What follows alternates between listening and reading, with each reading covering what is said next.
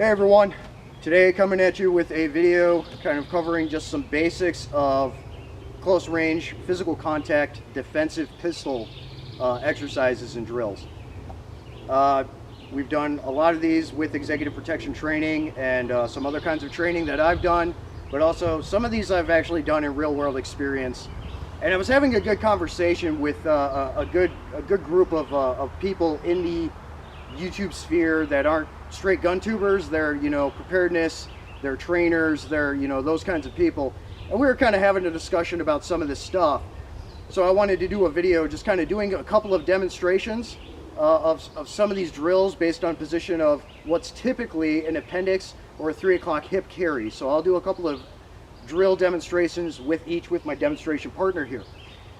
So first and foremost, you need to understand your laws. You need to understand use of force practice and application, use of force continuum and other legalities and technical training application as it applies to your legal standing with your escalation of force and your defensive use of force.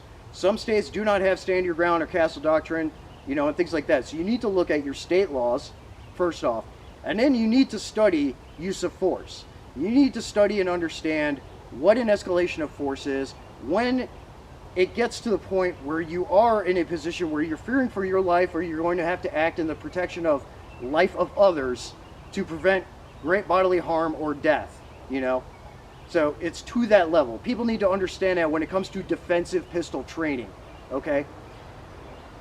So that aside, some channels I do recommend. Craig Douglas with ShivWorks. A lot of people know that name. He is very good at what he does. So Craig Douglas, you've got guys like Bill Wolf and Tommy Moore that do gutter fighting combatives with combined pistol work, things like that. Okay, various other SAS training that's available that you can watch. There's a number of different training and examples out there. Also the channel Hard to Hurt. Former cop, he does really good stuff with combatives and martial arts training stuff and talking about application with defensive pistol use stuff. There's many ways to skin a cat, but I really like those guys because they're the most down-to-earth, most practical, most violent, and most effective for your training and application needs in the day-to-day for defensive pistol use. Okay, so that's a lot of stuff I wanted to cover there first, talking about that kind of stuff. Okay, so what we're going to do first here with demonstration, first is going to be, so I have a red trainer here, okay, just red trainer, okay, Glock trainer. First we're going to do appendix carry, okay. Another thing to note, this is also why I like snap button-up shirts instead of normal eyelet feed button shirts, because when you have to open this, you're not damaging your shirt and you can use it again without having to repair it.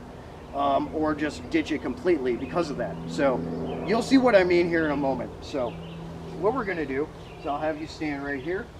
And so footwork and foot placement is important. So when you understand that a threat or attack is imminent, what are you going to do first? Okay, you need to shift to a fighting stance, a fighting position. Okay, so your primary leg back in that bracing position. Again, pseudo boxing stance, getting into that movement, right? Okay, so that's the first thing you want to do. Your hands, you're going to come into that inner view space, so they're going to come above your waistline, okay? Whether it is to faux, hey, stop kind of thing, or to, whatever it is. Interview, whatever it is, because you know that imminent issue, that imminent attack is coming, okay? Also to note, natural human mechanics, okay, especially for people that are relatively untrained or aren't trained at all, they're going to put their head down slightly, just a little bit, when they go to attack, and they're going to be coming at you generally between, at the pectoral line from the nipples up, head, shoulders, all that area, or they're going to try and swoop, get you around the waist, and dump you, okay? Maybe if they have some wrestling background, they're going to try and do that. Some other people, again, because they're going to try and protect their head, it's a natural human mechanic thing that happens, they may try and do that. But with the proper control movements, the proper usage of offhand with physical control and things like that, you don't have much to worry about because it's going to work either way. okay? Keeping it simple, okay? So we're in this fight stance here, so what we're gonna do is, okay, we're gonna grapple up. You know, I see that maybe he has a weapon or something, and he's yelling, you know, you don't have to yell, but he's yelling, you know, I'm gonna kill you, or I'm gonna kill them, or whatever, and you're trying to intervene, whatever it is, okay? So you're kind of grappling up, trying to stop him. So you're gonna bring this across, bring your gun out, pelvic bowl, torso, torso, torso, create space, shoot. Okay? And I'm doing this slow because you need to start slow with this drill because it is dangerous, okay?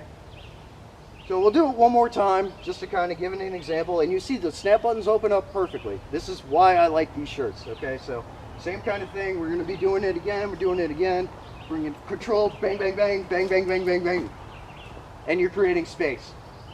Okay, now I'm going to do it from the hip side, okay?